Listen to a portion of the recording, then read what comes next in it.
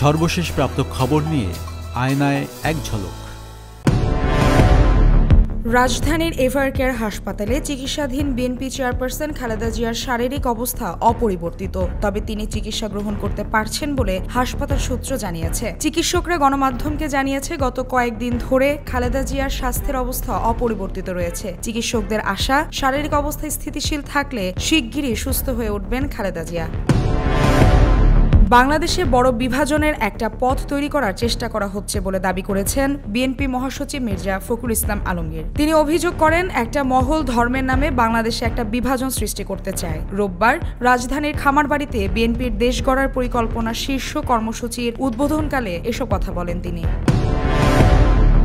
রংপুরের তারাগঞ্জে এক মুক্তিযোদ্ধা ও তার স্ত্রীকে হত্যা করা হয়েছে। শনিবার দিবাগত রাতে কুরসা ইউনিয়নের উত্তর রহিমাপুর এলাকায় তাদের নিজ বাড়িতে এই হত্যাকাণ্ড ঘটে। নিহতরা হলেন মুক্তিযোদ্ধা যোগেশ চন্দ্র রায় এবং তার স্ত্রী সুবর্ণা রায়। খবর পেয়ে পুলিশ এসে মরদেহ উদ্ধার করে। ৭ মাত্রার ভূমিকম্পে কেঁপে উঠল যুক্তরাষ্ট্র কানাডা সীমান্ত, তবে এর জেরে সুনামির কোনো আশঙ্কা নেই এবং এখন পর্যন্ত প্রাণহানি বা ক্ষয়ক্ষতির কোনো তথ্য আসেনি। যুক্তরাষ্ট্র ও কানাডার স্থানীয় সময় শনিবার বেলা 11:41 এই ভূমিকম্প হয়।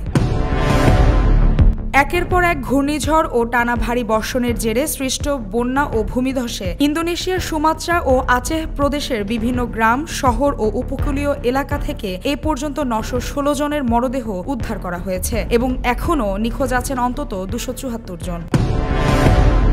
উত্তর আমেরিকায় প্রথম লিগ শিরোপা জয়ে লিওনেল মেসির 3 বছরের অপেক্ষার অবসান হলো। আর্জেন্টাইন তারকার নৈপুণ্য ইন্টার মায়ামি তাদের প্রথম ফ্র্যাঞ্চাইজি ট্রফি জিতল।